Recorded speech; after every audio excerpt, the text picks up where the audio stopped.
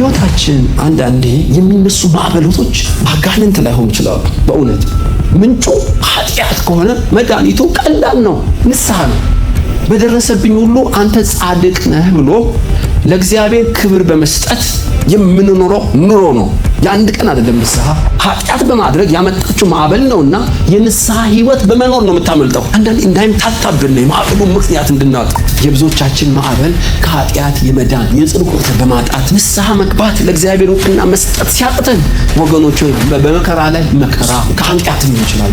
ማዕበሉ ጸጥ የማደጊያው መድኃኒት ምንድን ነው? የኃጢአትን የልጁ የኢየሱስ ደም ከኃጢአት ሁሉ ያነጻል። ከኃጢአት ሁሉ የሚያነጻ ኩስና የሚሰራ ሕያው ደም እኮ አለ። ንስሐ ብንገባ አቤት ምሕረቱ ለዘላለም ነው። እንደ ፍርድ ቤት ዝርዝር ፋይል አይከፍትም ጌታ። ንስሐ ለገቡ ፋይሉን ወደ መዝገብ ቤት ይመልሳል። በልጁ በኢየሱስ ዋጋ ስለተከፈለ ንስሐ ለሚገቡ ምሕረቱ ለዘላለም አይደል? የአንዳንዶቻችን ማዕበል ወገኖች ሆይ ትክክለኛ እውቅና ለእግዚአብሔር ሰጥተን ንስሐ ለመግባት ሳይሆን ለመሸፋፈል ለማሳበብ ስለምንሞክር ነገሩ እየተወሰበሰበ ነው። አይሆንም።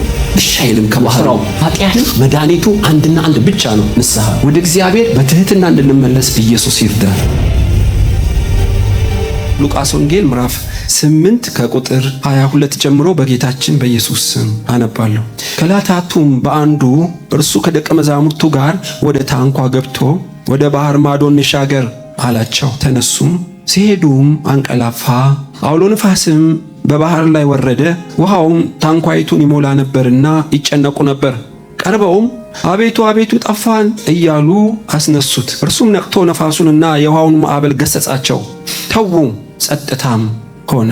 እርሱም እምነታችሁ የት ነው አላቸው። ፈርተውም ተደነቁ። እርስ በርሳቸውም እንዲህ ነፋሳትና ውሃ እንኳ የሚያዝ እነርሱም ለእርሱም የሚታዘዙለት ይህ ማን ነው አሉ።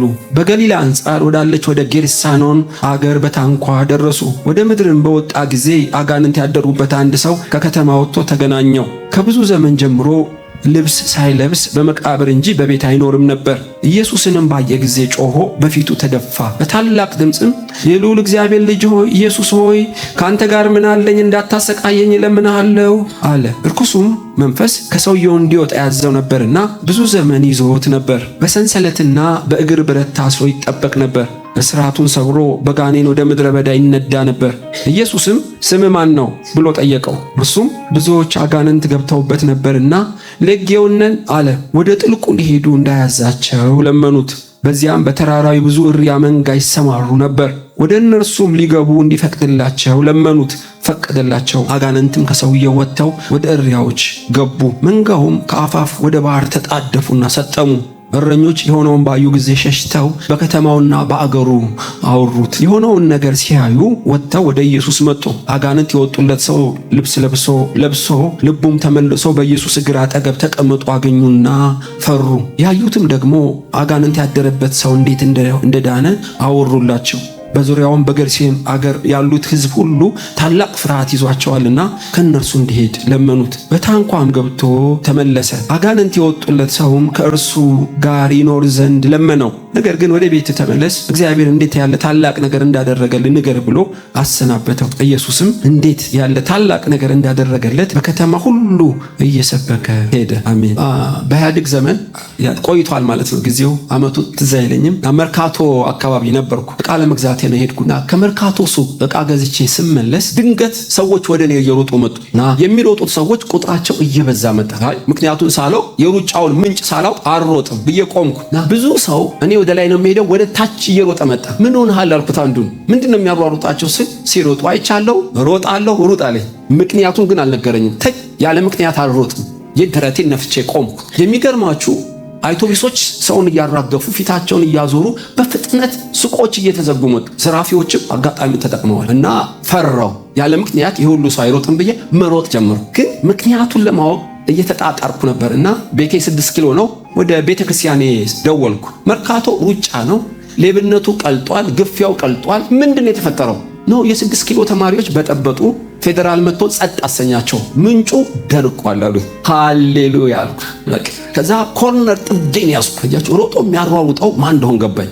ዘራፊው ነው፣ አምታችሁ ነው። አይኔ እያየ ብዙ ልብሶች ብዙ የወርቅ መስታወቶች ሲሰበሩ አይቻለሁ። ምንጩ እንደደረቀ አወቅኩና ቆምኩ፣ በሙሉ ድፍረት ቆምኩ። በኋላ አንድ አውቶቢስ ትዝ ትለኛለች፣ ሶስቱንም በር ከፍቶ ውረዱልኝ መስታወቱ እንዳይሰበር አለ። አውቶቢስ ውስጥ ያሉት በብዛት በአንዴ ለመውረድ ሲሻሙ ሰው አደጋ ሊደርስበት እንደሚችል ገምቻለሁ እና መካከለኛው በር ላይ ቆምኩ፣ አትሊስት አንድ ሰው ለማዳን እና ነፍሰ ጡር ትመስለኛለች፣ ሆዷ ገፋ ብሏል፣ ሴት ነች። እንደገመትኩት ገፈተሯት፣ ከላይ ከታች በሁለት እጅ የተቀበልኳት፣ ምንም ሳትሆን በሰላም እንጂ ምንጩ ደርቋል እንዳትሮጫው። 1 3 4 ሱቆችን አዘጋው። ይገርማቸዋል። ምንጩን ስላወቅኩት ለሌሎች መድኃኒት ሆንኩ። ባላው ራሴ ተጎድቼ ሌሎችንም ጎድቼ በጸጸት ያልፍ ነበር ማለት። ዛሬ የማዕበሉን ምንጭ ኢየሱስ ይገልጣል።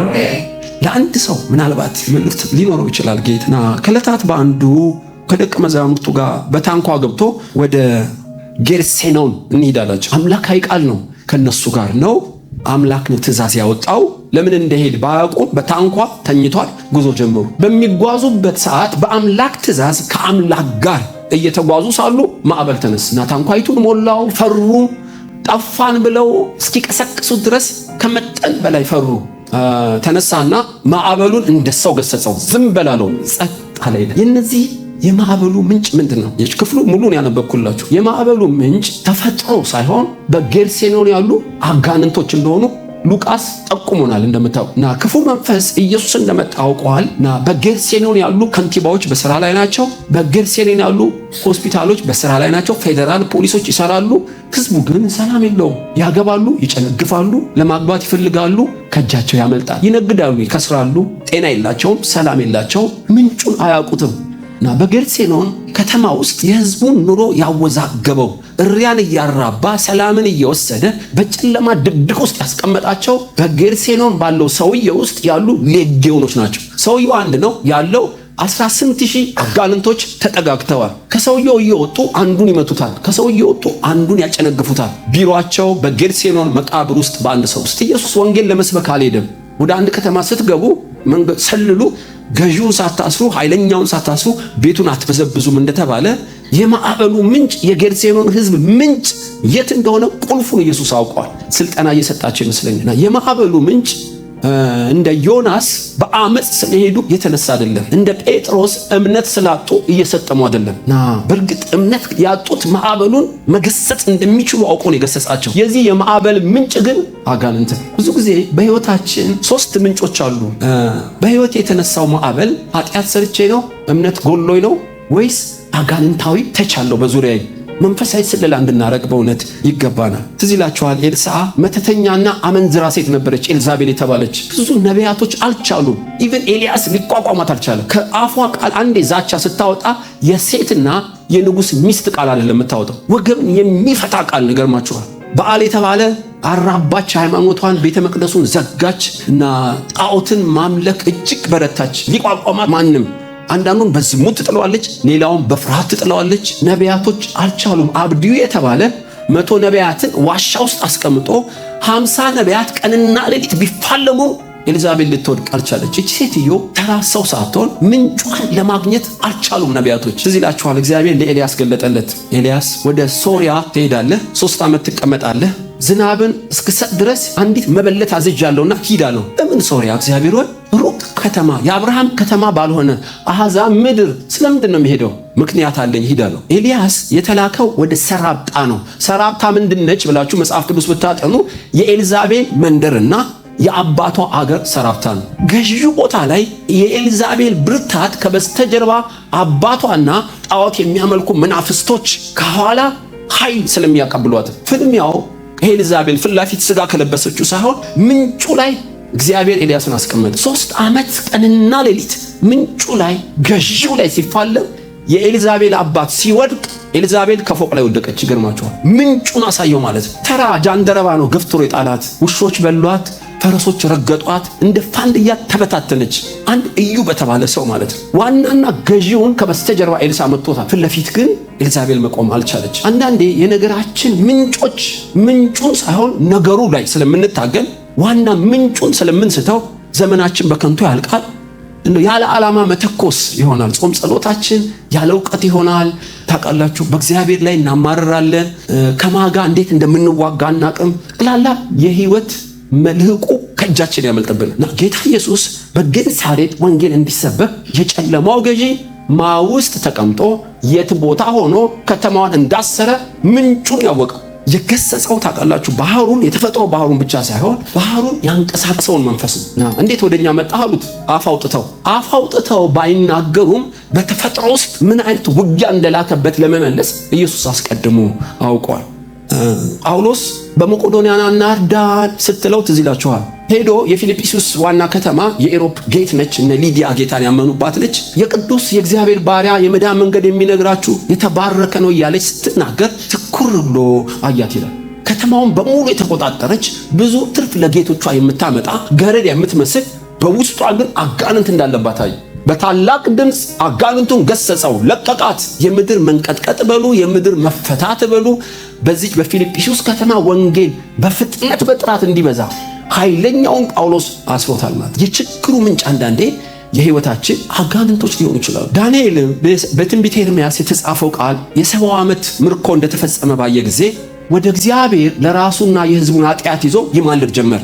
እግዚአብሔር ሆይ የ70 ዓመት ተፈጽሟል፣ የኔና የአባቴን ኃጢአት እባክህ ይቅር በል፣ ወደ ተስፋይቱ አባታችን ምድር መልሰን፣ በደላችንን ይቅር በለን ብሎ ይማልዳል። የጸሎት መልስ ግን የለም። ከብዙ ጊዜ በኋላ ከመላእክቶች አንዱ አለቃ እየበረረ መጣ። ዳንኤል በመጀመሪያው ቀን ራስን ስታዋርድ ጸሎት ተሰምቷል። ታዲያ በመጀመሪያው ከተሰማኝ ለምን ዘገየህ አለው። አንተ ስለዘገየ ጸሎት መልሱ የኃጢአት ብዛት ስለመሰለ ይቅር በለን እያልክ ንስሐ ትገባለህ። የጸሎት መልስ መዘግየት ንስሐ ስላልገባህ አይደለም። ታዲያ ምንድነው አለው። የሜዶንና የፋርስ አለቆች በአየሩ ላይ እየተዋጉ ነው። የመላእክት አለቃ መጥቶ ባያግዘኝ ለአንተም የምስራች ባልነገርኩ፣ አሁንም ለጦርነት እመለሳለሁ። በጦርነቱ ሹልክ ያልኩት በኃጢአት ምክንያት አይደለም የዘገየሁት። ምን ላድርግ? ጸሎትን ቀይረው አለው። ይቅር በለኝ ሳይሆን መንፈሳዊ ጦር ታጥቀህ ሰይጣንን መፋለም፣ መቃወም፣ ማውገዝ ትችላለህ። ስልጣንና ኃይል ተሰጥቷል። ጸሎቱ ቀይረዋል። የአንዳንዶቻችን ማዕበል የውርስ ኃጢአት ስላለብን አይደለም፣ እምነት ስለጎደለን አይደለም። በዙሪያችን አጋንንቶች፣ አለቆች፣ የአየሩ ባለስልጣናትን መቋቋምና መቃወም ስለማንችል ወገኖች ቀንበር ሊሰበር አልቻለም። ዛሬ መንፈስና ሕይወት የሆነው ቃል ተገልጧልና አጋንንቶች በኢየሱስ ስም ይሰበራሉ። ስለዚህ መንፈስ ቅዱስ የማዕበሉ ምንጭ ጠንቋይ ነው፣ ደጋሚ ነው። በዙሪያ የሚተበትብ አለ። እንዳልባረክ፣ እንዳልጨምር፣ እንዳልበዛ፣ እንዳልሰፋ ማን ነው በዙሪያ ማዕበሉን የሚያስነሳው? ቆም ብላችሁ መጠየቅ ነው፣ መሰለል ነው። በእውነት አጋንንቶች የብዙ ሰዎችን ሕይወት አስረዋል። አባይ ግድብ እንዳይገደብ ግብፅ ያደረገችብንን መቼም ለእናንተ አልነግርም። ውሃ እያለን እንጠማለን። በብዙ አፈራችን ውሃችን ይወሰዳል፣ ይዘፈናል፣ ይዘመርበታል በአባይ ለብዙ ዘመን ጃንሆይ ሞክረው ነበር ይባላል። ኮሎኔሉ ሞክረው ነበር። አሁንም ታውቃላችሁ ያለብንን ተግዳሮት። ይህን ጉዳይ እየጸለይኩበት ሳለ አንድ የጸሎት ኃይለኛ ሰው ነው ሚስጥሩን የነገረኝ። ሱባኤ ገብተን ስለ ሀገራችን ስንማልድ አባይ እንዳይገደብ ያለ ዘንዶ በግብፅ ውስጥ የተደገመ ስፒሪት ነውና በጸሎት ተዋጉት አለን። መገለጥ መጣለን እና ምን አረጋችሁ አልኩት። እዚህ ቤት ሳይሆን አባይ ላይ ሄዳችሁ የተጸለየበት ዘይት ይዛችሁ አባይ ውስጥ በእግራችሁ ቆማችሁ እንዳይገደብ ለኢትዮጵያ ሕዝብ በረከት እንዳያመጣ ያለውን ዘንዶ ተቃውሙት ብሎ መገለጥ አመጣልን አለ። በጣም ማምነው ቃሉ መሬት የማይወድቅ የተባረከ ሰው ሁላችሁ የምታውቁት ስሙን መጥቀስ አልፈልግም። ያንን የጸሎት ቡድኖች ይዞ በሄሊኮፕተር ነው ሄደው እና አባይ ግድብ ውስጥ ቆመው እየጸለዩ ሳለ ከላይ በትንሽ አይሮፕላን አባይን ተከትሎ ዘይት እያፈሰሱ የሚጸልዩ አሉ። ሞኝነት ጊዜ ማባከን የሚመስላቸው ሊኖሩ ይችላሉ። አባይ ውስጥ ቆመን ስንጸልይ ከአሜሪካን ሰዎች መጡ አለ። እማናቃቸው ሰዎች ለምን መጣችሁ ስንላቸው በአባይ ባህር ውስጥ ቆማችሁ ወንዝ ውስጥ ጸሎት አድርጉ ብሎን እግዚአብሔር ዘይት ይዘን መጣን ብለው ሁለቱ ኢትዮጵያና አሜሪካኖች ተገናኙ። እዛ ያለውን ዘንዶ ሲሰበር በቲቪ ሰማን። አባይ በእኛው ገንዘብ በእኛው ሰው ይገደባል። በአደባባይ በራዲዮ የምትሰሙት መልካም ነገር ሁሉ ከበስተጀርባው መልካም ሰዎች አሉ። ከመልካም ነገር በስተጀርባ ሁሉ ጸሎት እንዳለ ነግራችሁ ፈልጋለሁ። ኃይለኛው ሲታሰር አባይ መገደብ ጀመረ። ምሳሌ ነው የምነግራችሁ። ሌላም በህይወቴ ያየሁት አለ። እኔ ይህን ሰምቼ ነው። በእርግጥ 4 ኪሎ ከቤተ መንግስት ፊት ለፊት የነበሩትን ቤቶች ታውቃላችሁ። በጣም የተጠጋጉ ናቸው። እዛም የሚኖሩ ሰዎች የተጎሳቆሉ ናቸው። አንዳንድ ባዕድ ነገርም ያደርጋሉ። እና እኔ አገልግዬ ከምሽቱ 5-6 ሰዓት በዛሪ በከንቱ በሚባል ሾላልኬ ወደ ቤቴ ልመጣ ስል እንደ ኮሪያ ወታደር ሁለት ሆነው በሰልፍ የሚሄዱ ሰዎች አዩ። አረማመዳቸው አንድ ነው፣ ሁለት ናቸው፣ ርቀታቸው ትክክል ነው። እነማ ናቸው ብዬ ጠጋ ብዬ ስል 4 ኪሎ ፊት ለፊት ያለውን ህዝብ የሚያጎሳቆል መንፈስ የተወጋ ይሁን ሲሉ ሰማሁ። እኔ አሜንም አላልኩ። ማንነቴ እንዳይታወቅ አልፌ ሁለተኛውንም ቼክ አረኳል። የሚጸልዩት ዘሴም ጠቅላላ ከተማዋን ከበው 4 ኪሎን አንድ አይነት ጸሎት መንፈሱ ይወጉት ነበር። በጣም ገረመኝ። እኔም 1-2 ያቀመስኩት በእውነት። በኋላ ማታ ራዲዮ ስከፍት የመሬት ልማት ሆኖ ቤተ መንግስት ፊት ለፊት ያለው በሙሉ ቤቶች እንዲነሱ ፓርላማ ወሰነ ነው ሚል ከባለስልጣናት በቲቪ ሰሙ። እነሱ ይበሉት እንጂ የተሰራው ትላንት ነበር። አያችሁ፣ የማዕበሉ ምክንያት፣ የጉስቁልና ምክንያት፣ ጤና ማጣቴ ምክንያት፣ እንዳላገባ፣ እንዳልወልድ፣ እንዳልነግድ፣ እንዳልበዛ ምክንያቱ ምንድነው? ቆም ማለት በጣም አስፈላጊ ነው በእውነት። የማዕበሉ የጌርሴኖን የማዕበል ምክንያት አጋንንቶች ናቸው። ስለዚህ ኢየሱስ ሄዶ ስም ማን ነው አለው።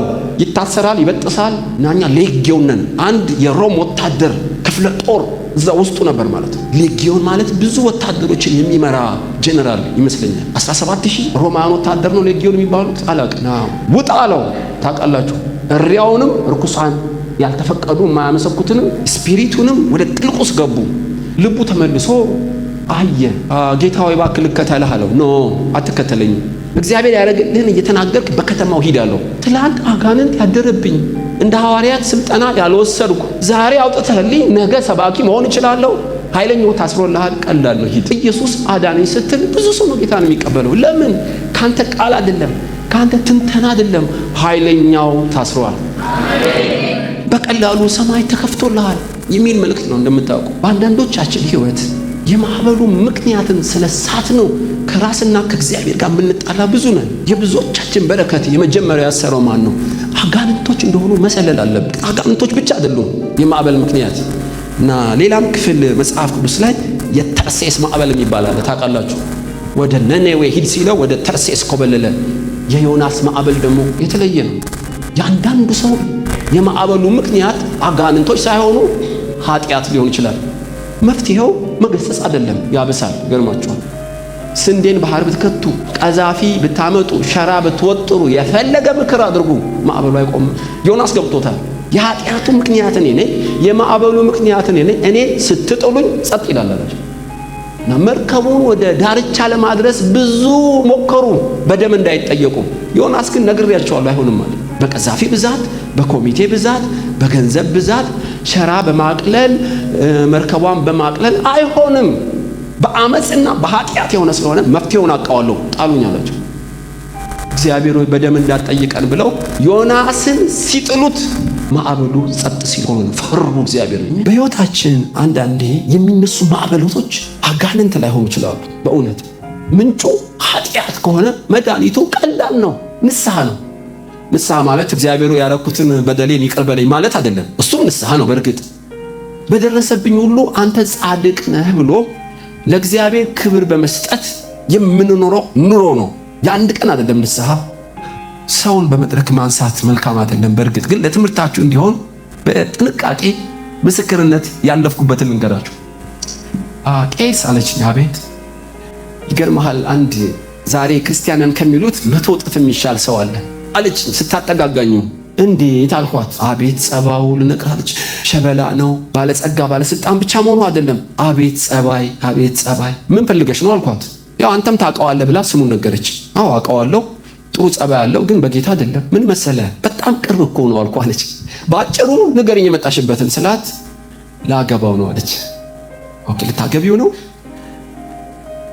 በጌታ የሆነው የወደድሽው አግቢ ተብሎ ተጽፏል። ከዚህ ውጪ እኔ የለሁበትም። ከክርስቲያኖች የሚበልጥ ባህር ያለው ተጠግቷል፣ ጌታን ሊቀርብ ቅርብ ነው ብለሽ ምንም ብታሽበለብዩ የለሁበትም። እግዚአብሔር በዚህ ሳይቀጣሽ አይለመንም። አታነካክኝ አልኳት። አንተ ደግሞ ታከራለህ አለች። የራስሽ ጉዳይ፣ ሁለተኛ እንዳታማክሪ። እኔ አውቀዋለሁ እግዚአብሔርን በቃሉ። ሄደች። ያ ከክርስቲያኖች ይበልጣል የተባለው ጌታን ያልተቀበለውን ሰው አገባችሁ እና ብዙ አልቆየም። በእውነት 3-4 ወር አልቆየም። ያላጋት ጀመር። እኔ እስክስታ ስወርድ ጫት ስቅም እጣን ታጭኛለሽ ይላታል። እስክስታ ታግዥኛለሽ ይላታል። ባይብልን በመስኮት ወረወረ። አንድ ጴንጤ ቢመጣ እደፋሻለሁ አለ። ይገርማችኋል። አርግዛ በጣም ስንደዶ መስላ ቀጭን ሆና ወደ እኔ መጣች። ቄስ ያ ያልኩ ሰው ሊገለኝ ነው አለች። ቀብር ላይ እንገናኝ አለ። ትቀልዳለህ አለች። በፍጹም አልቀልድም። ስትሞቺ ቀብር ላይ ይመጣሉ አለ። አጥር ዘለሽ ስንት ቀይ መብራት ጥሰሽ የተጻፈውን ቃል ይሄ ሁሉ ማዕበል ሰይጣን አይደለም ባልሽም አይደለም አንቺው ነሽ የጋገርሽው ያቦካሽው አንቺ ነሽ። አትነግሪኝም እንጂ መድኃኒት ነበረው አልኳት። በፊት መክረህኝ እምቢ ብያለሁ፣ አሁንስ እሰማሃለሁ አለች። በጣም ጥሩ። አንደኛ ባልሽ ነው ተገዥለት። ትቀልዳለህ እንዴ ቄስ? በቃሉ እኮ ነው የሚለው። አጉረመርም አለው አልገዛም ብትይ ይብሳል። ሁለት በደረሰብኝ ሁሉ እግዚአብሔር ጻድቅ ነው ብለሽ ለእግዚአብሔር ክብር ስጪ። ሁለቱን ካረክሽ መድኃኒት ይገለጣል። ምን አይነት መድኃኒት አለችኝ? ወይ ይለወጣል ወይ ይወስደዋል። ከሁለቱ አንዱን ብታዛቢ ግን የለውበትም። ቄስ እንዳልከው አድርጋለሁ። ሄደች እንደ ባል ተገዛችለት። በደረሰብኝ ሁሉ ጻድቅ ነው በሚል ህይወት ኖረች ማለት ነው። ተንበርክካ ይቅር በለኝ ማለት አይደለም። ህይወቷ በሙሉ የንስሐ ህይወት ሆነ ማለት። አመታት 2-3 ልጅ ደገመላት። ለ2-3 ልጅ ከወለደች በኋላ አይኗ እያየ የቀበሌው ሰው የተዳረችበት ህዝብ እያየ እሷን ፈቶ ሌላ ሰው አገባ። ከባድ ስብራት ነው እና 2 ልጆቿን ይዛ መጣች ድጋሚ። ቄስ አቤት እንዳልከው ተገዛው ለባሌ አከበሩ እግዚአብሔርን። አይኔ እያየ የከተማ ውስጥ ሌላ ሴት አገባለች። ተፈታች። አመስግኝ እግዚአብሔር። ልጆችሽን ይባርክ አንቺን ይባርክ ሂጂ አልኳት። የሚገርማችሁ ልጆቿን ከመቅጽበት እግዚአብሔር ባርኮ በልጆቿ ክሷት በተራራ እንዳለ ከተማ አሁን በከተማው ላይ ታበራለች። አየ ፈቀድ አረገላት እግዚአብሔር። እሷ የለችበትም ከዚህ ውስጥ። እሱ ነው የፈታት። ቃሉን የሰበረው እሱ ነው። ሰው ሁሉ እስኪመሰክር እንዲፈታት አንድም ምክንያት ከሷ አልተገኘም። በእውነት አደነቅኳት። የቤቷ ማዕበል ማነው ብትሉ በኢየሱስ ስም ተወጋ በማለት ድል አትነሳው። ኃጢአት በማድረግ ያመጣችው ማዕበል ነውና የንስሐ ህይወት በመኖር ነው የምታመልጠው። አንዳንዴ እንዳይምታታብን ነው የማዕበሉ ምክንያት እንድናቅ። እኔ አርጅቻለሁ፣ ማህፀኔን እግዚአብሔር ዘጋ። ከአጋር ግባና ትውለድ፣ ከሷ የሚወለደው ጭኔ ላይ በሚወለደው ልጅ ልጽናና አለችው። ነገሩን ሁሉ የጠነሰሰችው ሳራ ነች። ታውቃላችሁ የዘንድሮ ባህል፣ በዘመኑ የነበረው ባህል ሴቶች ሲወልዱ ሌሎች ሴቶች ጭን ላይ ከወለዱ እንደ ልጅ ይቆጠራል በማለት ነው። አጋር ጸነሰች፣ ናቀቻት። ውሃ ቅጂ አንቺው ቅጂ፣ ሂጂና ልብሱን ጠቢ አንቺው ጠቢ ትላት ጀመር ማለት ነው። ሳራ አበደች። ገረዴን ሰራተኛዬን በብብት ብሰጥ እንዳረገዘች ባየች ጊዜ ናቀችብኝ እና ምን ላድርግ አላት። የልብ ልብ የሰጣት አንተ ነው፣ የፈለግሽውን አርጊባታል። አብርሃም በቅናትና በቁጣ እንደመጣች ስላወቀ በምክርና በጸሎት አትመለስም። ሳራ የፈለግሽውን አርጊባታል። ሳራም ያደረገቻትን ሄዳችሁ ሙሴ እኔ ጻፈው ዘፍጥረትን ትሁት ስለሆነ ዝርዝር አይጽፍም። ሙሴ ግን ፍንጭ ሰጥቶናል። ሳራም አጋርን አሰቃየቻት። እኔ ግን ልተነትኑ ይችላል። አሰቃየቻት፣ ጌሾ አስወቀጠቻት ልላችሁ ይችላለሁ። ለምን ብትሉኝ ልጁ እንዲጨነግፍ ነው። ውሃ አስቀዳቻት፣ አስፈጨቻት ሊሆን ይችላል። ሴቶች መቅጣት ይችላሉ። ታውቃላችሁ ከሰዓት በላይ ከአቅሟ በላይ እንደንዝር ታዞለቻት ልላችሁ ይችላለሁ። አልተጻፈም እንጂ ማሰቃየትን መተንተን ትችላለህ። ሳራ ተሸወደች። የማዕበሉ ምክንያት አጋር አይደለችም። የማዕበሉ ምክንያት አብርሃም አይደለም። የማዕበሉ ምክንያት እስማኤል አይደለም። የማዕበሉ ምክንያት ሳራ። በቁጣ አይሆንም፣ በማሰቃየት አይሆንም። ገመዱን ብትበጥስ አሳጠረች። ባሰ። ይገርማችኋል። ስቃው ሲበዛ አጋር ኮብልላ ወጣች። በመንገድ ላይ መልአክ ተገለጠላት። አጋር ከየት መጣሽ? ወዴት ትሄጃለሽ? የመጣሁት ከመቤቴ ነው፣ ወዴት እንደሚሄድ አላውቅም። እግዚአብሔር እንዲህ ይልሻል። እኔን? አንቺ ምን ይለኛል? መቸገርሽን እግዚአብሔር ሰማ። ሳራ አስቸጋሪ ነኝ ተቸጋሪ ነኝ ይላል እግዚአብሔር። ወንድ ልጅ ትወልጃለሽ፣ 12 ልጆች ይወልዳል፣ እንደ ምድረ በዳ አህያ የሚመስሉ እባርክሻለሁ ይልሻል። እኔን ይባርከኛል፣ ይባርክሻል። ወንድ ልጅ ነው የምወልደው፣ ወንድ ልጅ ነው የምትወልጂው። እና ምን ላድርግ? ሄደሽ ተገዥላት። ሴቲቱንና ልጁን አባር ያለ እግዚአብሔር ግቢ ለምን አላት? ጉዳዩ ከሳራ እንጂ ከአጋር እንዳልሆነ ይሁ እንተያያለን። ሳራ በማሰቃየት ነው፣ በልህ ነው፣ እንተያያለን። አጋር መጣች። ስታንኳኳ ሳራ ከፈተች። ለምን ሄድሽ አትላትም። ስራዋን ታውቃለች። ለምን መጣሽ ነው ጥያቄ።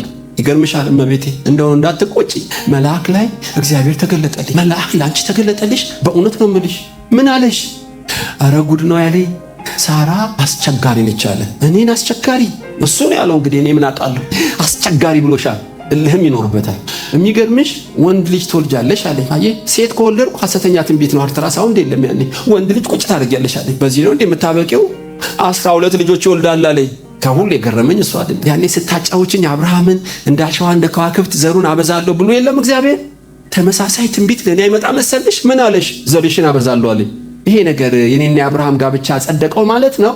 ሳትላት አትቀርም። አለቀ ነገሩ። አጋር ብቻ ሳይሆን መልአክ ገባ፣ ትንቢት ገባ። ትንሽ ቆይቶ ታውቃላችሁ አደገኛው እስማኤል ቁጭ ተምነሸነሸችበት ነው የሚባለው እኮ አጋር መኝታ ቤት አብርሃም ጋር። እኔ ምልሽ እኔና አብርሃም ለቅሶ ደርሰን መጣን፣ ይሄ ቅዘንጨር ወድቅና ነግሬሻለሁ ትል ይሆናል እኮ። እንደው ከተጻፈው አትለፋ አትበሉኝ እንጂ እስማኤል አፈሪንካውና ነግሬሻለሁ እንዳትቆነጥጠው አባትየው ያዝናል። ዝም እንዳትለው ምላስ ያወጣል። ድብን ወዴት ይኬዳል? ብራዘርስ ስሰብክ እኮ ነው የሚቀለው። ሰራተኛና ባላችሁ በቤታችሁ የሚሆነው ነው ያሳብዳል። ዝም ሰማይ ዝም። ለምን? የማዕበሉ ምክንያት ወገኖች ሆይ በንስሐ ሳይሆን በእልህ ልትወጣው ሞከረች። አይሆንም። ታላቅ ከኃጢአት የመዳን የጽድቅ እውቀት በደረሰብኝ ጻድቅ ነህ የቦካሁት የጋገርኩት እኔው ነኝ አንተ ጻድቅ ነህ ምሕረት አድርግልኝ ከማለት ይልቅ እልህ ውስጥ ገባች። በእልህ እግዚአብሔር አይሸነፍ። የብዙዎቻችን ማዕበል ከኃጢአት የመዳን የጽድቅ እውቀት በማጣት ንስሐ መግባት ለእግዚአብሔር እውቅና መስጠት ሲያቅተን ወገኖች ሆይ በመከራ ላይ መከራ ከአንግድጓ ስንወጣ ሌላ የባሰ ጉድጓድ። ሳራ 18 ዓመት ነው የፈጀባት ይህን ሚስጥር ለማወቅ። በመጨረሻ ገባት። በማመካኘት በማሳበብ በእልህ እግዚአብሔርን ማሸነፍ እንደማይቻል ገባት። ለእግዚአብሔር ክብር ሰጠ። እግዚአብሔር የመረቃት ሰማይ ሆኖ አይደለም ወርዶ ከሰማይ ሥላሴ ወርደው አብርሃም በፊቴ ተመላለስ እኔ አንተ ሸለፈታም ደግሞ ተገረዝ እኔ አንተ ሸለፈታም ፍጹሙ ደግሞ ሶራን ግን ሳራ በላት ልዕልት ማለት ነው። እኔ ሸለፈታም እሷ ሳራ እንደዚህ ነው። በሚመጣው ዓመት ከሷ በሚወለደ ልጅ ቃል ኪዳኔ አጸናለሁ። እሷ የምትልን ቃል አይደለም የምትልን ሁሉ ስማ እስኪባል የእግዚአብሔር አፈ ጉባኤ ሆና ይገርማቸዋል። በቅጣት ውስጥ እግዚአብሔር አዋቂ ነው ብላ በንስሐ ስትመለስ ያጣችውን 3 እጥፍ ባረካት። እሷ ስቃ ብዙዎች የሚስቁበት ይስሐቅ መጣ። እችን ባሪያ ከነልጇ አባር አለች። ቁጣና ቂም ሳይሆን የእግዚአብሔርን ሐሳብ ማገልገል ጀመረች። ከእልህ ጸርታ እያችሁ በቅጣት ውስጥ የልዑል ልጅ ሆና ለበጎ ሥራ ሁሉ የተዘጋጀ ማንነት ንስሐ ምን እንደሆነ በማወቋ እግዚአብሔር ሲለመናት የጽድቅ ፀሐይ በሳራ ቤት ወጣ። አንዳንዶቻችን ንስሐ መግባት ለእግዚአብሔር እውቅና መስጠት ስለማንችል ዘመናችን እንደ ሸረሪት ያለቀብን፣ እንደ ሸማኔ ሞርወሪያ የፈጠነብን፣ እንደ እድሜያችን ኃይላችን ሳይሆን እንደ ጓጓኑ ክብር ሳናይ ዘመናችን ያለቀው ለምንድን ነው? ከኃጢአት የመዳን የጽድቅ እውቀት በደረሰብን ሁሉ ጻድቅ ነህ ብሎ ለእግዚአብሔር ክብር መስጠት ሲያቅተን ነገሮች ይተበተባሉ። ይገርማቸው ሳራ በመጨረሻም ቢሆን ገባት። እግዚአብሔር ባዶ አስቀረኝ፣ ኑኃሚን ማራ በሉኝ፣ አስመረረኝ፣ ልጄን ገደለ፣ ባሌን ገደለ፣ ንብረቴን ወሰደ፣ ማራ በሉኝ፣ ባዶዬን አስቀረብኝ። ኖ ኑኃሚን እግዚአብሔር አይደለም ባዶ የሚያስቀረሽ። ጣዖት የሚመለክበት 10 ዓመት ስትኖር ታገሰሽ። ከቅዱስ ቃሉ ፈቃድ ውጪ ልጆችሽን ለአሕዛብ አገባሽ። ታገሰሽ። እህል ይመራሻል አይደለም፣ ቁመና ነው የሚመራሽ፣ ቃል አይደለም የሚመራሽ። እግዚአብሔር አይደለም ስፍራሽን ያለ ቃሉ ለቀሽ ንስሐ ከመግባት ይልቅ እግዚአብሔርን አታማሪ። ኖ አማርራለሁ፣ እግዚአብሔር ነው እንደዚህ ያደረገኝ። ኖ አምላክሽ አሁንም አምላክ ነው፣ ሕዝብሽ አሁንም ሕዝብ ነው። ኑኃሚን አልገባትም። በኋላ ነው በሩት የተኮነነችው። በእውነት ትክክለኛው በሕያዋንና በሙታን መሃል ቸርነቱን ያላራቀ እግዚአብሔር ይመስገን እስክትል ንስሐ ስትገባ እግዚአብሔር በሩት ባረካት። ኢዮቤድ ተወለደ፣ እሰይ ተወለደ፣ ዳዊት ተወለደ። የክርስቶስ የግንድ ሐረግ ከምታማርረው ቤተሰብ ውስጥ እንደወጣዩ እግዚአብሔር ሊበቀላት አይደለም፣ አምላክነቱን ሊያሳያት አይደለም የፈለገው። ለእግዚአብሔር እውቅና እንድትሰጥ በንስሐ ሕይወት እንድትኖር ነበር። ኑኃሚን እንደ አልማዝ ነበር፣ ጠንካራ ልብ። ንስሐ ገብታ በትህትና መኖር ስትጀምር የሆነውን ታውቃላችሁ። ማዕበሉ ሁሉ ጸጥ አለ። ከለቅሶ ይልቅ ዝማሬ፣ ከሐዘን ይልቅ ደስታ በኑኃሚን ቤት መፍለቅ ጀመረ። ለእግዚአብሔር እውቅና ስትሰጥ ቃየል ወንድምህ ወዴት ነው? ነግሮታል እኮ ኃጢአት በደጅህ አድብቷል ሊነክስብህ ነው ብሎ መገለጥ አምጥቶለታል። ወደ ጓሮ ወስዶ ፈጥፍጦ ገደለው። ወንድምህ ወዴት ነው? እኔ የወንድሜ ጠባቂ ነኝ። ለአንድ ቀበሌ ሊቀመንበር እንኳን እንደዚህ አትሉ። ነገሰበት፣ አይኑን አወጣው ማለት ነው። አያችሁ፣ የወንድሜ ጠባቂ ነኝ ወይ? ትላንት ነገርኩ፣ አስጠነቀቅኩ። ጥሰው ወንድምን ገደልክ። አሁንም ሳልፈርድብህ ለንስሐ በር ሰጠው። አሁንም በትዕቢት ነህ። አዳምን ካንተ የተነሳ ምድር ርጉም ትሆን ነበር ያልኩት፣ አንተ ግን ራስህ ርጉም ሆነህ ውጣ አለው። አዳምም ከእግዚአብሔር ፊት ወጣ ይላል። እኔ ገረመኝ። እግዚአብሔር የቤት ቁጥርና ቀበሌ ቢሮ የለውም። ከእግዚአብሔር ፊት ወጣ ማለት ምን ማለት? ብያው ከእግዚአብሔር ሕልውና ውጭ ወጣ። ያለ እግዚአብሔር ምልክት ተደርጎለት ረጅም ዕድሜ ኖረ።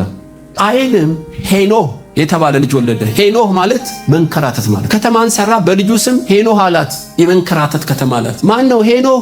ና ቡና ጠጣ፣ መንከራተት፣ ጎረቤት ቡና ጥራ፣ መንከራተት፣ ሱቅ ስኳር ግዛና ና፣ መንከራተት እያለ ነው ልጁን የሚጠራው። ግን ያለ እግዚአብሔር መኖር። ቃየን ለምን እንደዚህ ሆነ? የአዳም ልጅ እኮ ነው። የሰማይ አምላክ እኮ ቅርቡ ነው። ቤት አጥቶ ነው፣ ምድር ሁሉ የሱ ነው። ፍራፍሬ አጥቶ ነው፣ የሚወድቀው ሁሉ በየቀኑ ብዙ ነው። ታውቃላችሁ፣ እንደ ዛሬ ሰው የለም። ያለ እግዚአብሔር ብቻውን በስቃይ ኖሮ በስቃይ የሞተው ለምንድን ነው? ከኃጢአት የመዳን የጽድቅ ዕውቀት የለውም። ንስሐ መግባት አልቻለም። የማዕበሉ ምክንያት በአንዳንዶቻችን ምንድን ነው? የንስሐ ሕይወት ስናጣ ሊሆን ይችላል። አንዳንዱ አጋንንት ነው፣ አንዳንዱስ ኃጢአት ሊሆን ይችላል። ማዕበሉ ጸጥ የማደርገው መድኃኒት ምንድን ነው? የኃጢአትን የልጁ የኢየሱስ ደም ከኃጢአት ሁሉ ያነጻ። አሜን። ከኃጢአት ሁሉ የሚያነጻ ትኩስና የሚሰራ ሕያው ደም እኮ አለ። ንስሐ ብንገባ አቤት ገርማችሁ። እንደ ዳዊት ኃጢአት የሚሰራ ማን ነው? ብዙ ሚስቶቹ ከሰው ተነጥቀው ነው። አንዳንዱ ገሏል፣ ዋሽቷል። 85 ካህናት እንዲታረዱ በሳኦል ምክንያት የሆነው ዳዊት ነው። አቤሜሌክን ዋሽተው ነው ዶይ እንዲናገረው። ኢቭን መንፈስ ቅዱስ ዶይ ለሳኦል ይነግረዋል። ሳኦል ካህናቱን ይገላል ብሎት ሁሉ መገለጥ አምጥቶለታል። የመንፈስ ቅዱስን ድምፅ ሸምጥጦ ለሚጠፋ እንጀራ ብሎ 80 አገደል። ይገርማቸው። የሚያስገርመው እንደ ልቤ የተባለበት ምስጢር ንስሐ መግባት ዳዊት ይችላል። ኦርዮንን ቢገድል፣ ቤርሳቤህን ቢያገባ፣ ሴጣን ቢያሳስተው፣ ለእንጀራ ብሎ ሰዎችን ማኖ ቢያስነካ፣ እግዚአብሔር ሲገስጸው በደረሰብኝ ጻድቅ ነህ ብሎ ለጥ ይላል። እግዚአብሔርም ይምረዋል። አሜን። ምሕረቱ ለዘላለም ነው። እንደ ፍርድ ቤት ዝርዝር ፋይል አይከፍትም ጌታ። ንስሐ ለገቡ ፋይሉን ወደ መዝገብ ቤት ይመልሳል። በልጁ በኢየሱስ ዋጋ ስለተከፈለ ንስሐ ለሚገቡ ምሕረቱ ለዘላለም አይደል? የአንዳንዶቻችን ማዕበል ወገኖች ሆይ ትክክለኛ እውቅና ለእግዚአብሔር ሰጥተን ንስሐ ለመግባት ሳይሆን ለመሸፋፈል ለማሳበብ ስለምንሞክር ነገሩ እየተወሰበሰበ ነው። አይሆንም። እሺ አይልም ከባህሪው። አቢሴሎም ልጄን አምኖንን ገደለብኝ፣ 10 ቁባቶችን በፀሐይ ፊት ዝሙት ሰራ፣ መፈንቅለ መንግስት አረገብኝ፣ በትነው ጌታ ሆይ። ዳዊት ገባው። በጫካ ቁጭ ብሎ ሲጸልይ ገባው። መዝሙረ ዳዊት ምዕራፍ 4 ኦ የሰማይ አምላክ በስውር ኃጢአት ስለሰራው ቤት ሰይፍ ከቤት አይርቅም ብለኸኝ የለም? በጠላቶች ፊት የስድብ ምክንያት አድርገኸኛል፣ እቀጣለሁ ብለኸኝ የለም? ለካ የችግሩ ምንጭ አቢሴሎም አይደለም፣ አኪጦፌል አይደለም። እግዚአብሔር አምላክ ሆይ እኔ ነኝ፣ ማረኝ፣ ኃጢአቴንም ይቅር በለኝ አለ። እግዚአብሔርም ማረው። ምዕራፍ 4 ሄዳችሁ እተኛለሁ አንቀላፋለሁ እግዚአብሔር ጠብቆኛልና በሰላም ተኛው። እንደ ስንዴ በዛ ሰላም በልቤ አደረ። በተስፋ አደርኩ፣ በሰላም አደርኩ። ለምን? እግዚአብሔር ምሮኛልና። የሚያስገርም ነው። እንደ ነገ ጦርነት ሆኖ የንስሐ ሚስጥር ሲገባው የዳዊት ሕይወት ሪቫይቭ እያደረገ ነው። አንዳንዴ የማዕበሉ ምክንያትን ካላወቅነው ማዕበሉ እየጨመረ ይመጣል። ሶስተኛው የማዕበሉ ምክንያት የጴጥሮስ ማዕበል ነው። ታውቃላችሁ፣ የጴጥሮስ ማዕበል በኃጢአትም አይደል በሰይጣንም አይደል እምነት ከማጣት የተነሳ ነው። በውሃው ላይ ና አለው አምላካዊ ቃል። ፈራ። ለምን? እምነት ጎደለ ብሎ እጁን ያዘው ይላል። ና እምነት ጎሎን ከፍርሃት የተነሳ ማዕበል ሲመጣ ጸጋ መለመን ነው ወገኖች፣ ጸጋ መለመን ነው። ዳዊትም አንድ ቀን በሳኦል እጅ ሞታለሁ ብሎ ወደ ፍልስጤም ሄደ። እምነት ስላጣ ፍልስጤሞች እየበዙ ሲመጡ የሳኦል ልብ ንፋስ እንደሚያወዛውዘው ሳኦልና ሕዝቡን ልባቸው ተወዛወዘ። እምነት ማጣት ነው። አብርሃምም አንድ ቀን ፈርዖን ስለሚስቴ ይገለኛል ብሎ ፈራ ይላል። አይገለውም፣ ቃል እኮ አለው። እንዲበዛ ቃል አለው። ዳዊት እንዲነግስ ቃል አለው። ነገር ግን እምነት ስላጡ ማዕበል በሕይወታቸው መጣ። በዚህ ሰዓት ጸጋ መለመን፣ እግዚአብሔር ሆይ እምነቴን ጨምርልኝ፣ ጸጋ ስጠኝ። ከሰይጣንም አይደል ከኃጢአትም አይደል ከእምነት መጉደል የተነሳ ማዕበል በሕይወታችን ሊመጣ ይችላል። ፍርሃት ሊመጣ ይችላል። ስፍራን መልቀቅ ሊመጣ ይችላል። መዋሸት ሊመጣ ይችላል። እግዚአብሔር የሰጠንን አሳልፎ መስጠት ሊመጣ ይችላል። ከፍርሃትና ከድንጋጤ የተነሳ በዚህ ሰዓት ወገኖች ሆይ በእግዚአብሔር ፊት ጸጋ መለመን። ልክ 1 ሰዓት የተሰጠኝ ሰዓት አልቋል። ኦልሞስት ፊታችሁ 1 ሰዓት ገደማ ነው የቆምኩት፣ ግን ለመጠቅለልና ለመጸለይ ይፈልጋሉ። በሕይወታችን ያለው የማዕበሉ ምክንያት ምንድን ነው? ለአንዳንዶች ሰይጣንና አጋንንቶች ከሆኑ መንፈሳዊ ጦር ዕቃ ታጥቀናል። አለቆች ባለስልጣናትን ለማሰርና ለማውገዝ ለመንቀልና ለመትከል የሚያስችል ስልጣንና ኃይል ተሰጥቶናል። ስሙ ተሰጥቶናል። ቃሉ ተሰጥቶናል። ይህንን ሰይፍ ማንሳት አለብን። በእውነት መዋጋትን እንለምድን ዘንድ አንዳንድ አጋንንቶች በዙሪያችን ቢያንዣብቡ በመቃወምና በመገሰጽ ካልበረታን በቀር እድሜያችን ይረዝማል፣ ፍሬ ግን የለም። ምናልባት አንዳንዴ እንዳታገቢ እንቅፋት የሚሆነው ደጋሚ ተብታቢ ነው። ስልጣን አለሽ። እኛ ካልተጠቀምንበት ስልጣኑ እንደተቀመጠ ነው የሚሆነው ወገኖች። ስለዚህ በመናደቅ የምናድነው በማፍረስና በመገሰጽ የምንበትነው በምድራዊ ዓለም ውስጥ አለ ማለት መዋጋትን መለማመድ አለብን። በእውነት ጠላቶች ከኛ ይልቅ በስተው አትፍራ ተብሎ እንደተጻፈ የአጋንንቶች ብዛት ሳይሆን ስልጣናችን አለመጠቀማችን ነው የጨለማው ብርታት። እና በዚህ ጉባኤ እንደ እድሜያችን ኃይላችን እንዳይሆን እግዚአብሔር እንደፈቀደው እንደምንጓጓው ክብር እንዳናይ አጋንንቶች በዙሪያው የሚያስቸግሩት ቢኖር በእውነት እግዚአብሔር ይላል የሰጠውን ስልጣን ተጠቅመን ጥሩ ለመውረስ አጋንንትን በትኖ የአጋንንትን ምሽግና መንግስት ለማፍረስ የሚችል ታላቅ ኃይል እግዚአብሔር ለኛ ሰጥቶናል። እርሱም ኢየሱስ ነው። ስሙ ነው፣ ቃሉ ነው፣ ስልጣን ነው ወገኖች። እግዚአብሔር መንፈሳዊ ስልጣንን እንድንጠቀም በጸጋው ይርዳል። ሁለተኛው ማዕበል ምንድነው? ኃጢአት ሊሆን ይችላል። በክርስቶስ በማመን የእግዚአብሔር ልጆች ብንሆንም አውቀን ምናልባት አቅማተን ምናልባት በስንፍናም በድለን ቢሆን ምንም አትጨነቁ። ኃጢአትን ማቅለል አይደለም። ለኃጢአት ሁሉ ግን የኢየሱስ ክርስቶስ ደም ፈሷል አይደለም? ንስሐ ከገባን ደሙ ከኃጢአት ያነጻል አይደለም የሚለው? ከኃጢአት ሁሉ የሚያነጻ የኢየሱስ ደም አለ። እግዚአብሔር ለአንድ ሰው በእውነት በዚህ ጉዳይ ይናገር። በተለይ በሁለተኛው ርዕስ ትክክለኛ ለእግዚአብሔር ዕውቅና ሰጥቶ ንስሐ ስላልገባ በረከቱ የዘገየ ሰው ያለ ይመስለኛል። ስምና ስልካችሁን መጥራት የሚችል ጸጋ ባይኖረኝም ይሰማኛል በውስጥ የእግዚአብሔር ልጅ ነህ፣ ስም በሕይወት መዝገብ ተጽፏል። ግን ኃጢአትሽን ወይም ኃጢአትህን አለባበስከው፣ ኩል ቀባኸው፣ አሽሞነመንከው እንጂ ፍለጥ አድርገህ ንስሐ መግባት አልቻልም። የበረከት ማጉደል። ምክንያቱም እንደ ሳራ ሊባርክህ አይደለም። በአዲስ ኪዳን በብሉይ ኪዳን ልዕልት ተብላ ታሪክና ትውልድ ሊሰራባት ያሰበው ሰው ዘመን የዘገየው ለኃጢአት ዕውቅና ስላልሰጠ። የደስታ መጉደል፣ የበረከት መጉደል። አንዳንዴ በፊት ለፊት ንስሐ መግባት አልቻለም። ለእግዚአብሔር ክብር ሰተን በንስሐ ህይወት በደረሰብኝ ሁሉ ጻድቅ ነው ማለት አቅም አጣን፣ እልህ ተናነቀን። አይሆንም ወንድሞች፣ በትህትና ለምናችኋል። እግዚአብሔር እሻይ ከባህሪው ማዕበሉ ጸጥ እንዲል ከፈለጋችሁ ጾም ጸሎት ይዛችሁ የተቀባ ሰው እየጸለየ ዘይት እየያዛችሁ በምንም አይነት አይሆንም። ያ ሌላ ነው ስራው። ኃጢአትን መድኃኒቱ አንድና አንድ ብቻ ነው፣ ንስሐ። ወደ እግዚአብሔር በትህትና እንድንመለስ ኢየሱስ ይርዳን። ሶስተኛው ወገኖች ጸጋ መለመን፣ በኃጢአትም ያልሆነ በሰይጣንም ያልሆነ ነገር ግን ከእምነት ማነስ የተነሳ ማዕበሎች ሊመጡ ይችላሉ። እንደ ጴጥሮስ እርዳኝ ስንለው የሚዘረጋ የሚያወጣ እጅ አለ። አሜን። ጸጋን እንደ ዝናብ ሊያዘንብ ኢየሱስ እጁ ዝርግ ነው። አሁን የማዕበሎቹን ምክንያትና መፍትሄዎቹን የነገረን ኢየሱስ የተባረከ ይሁን።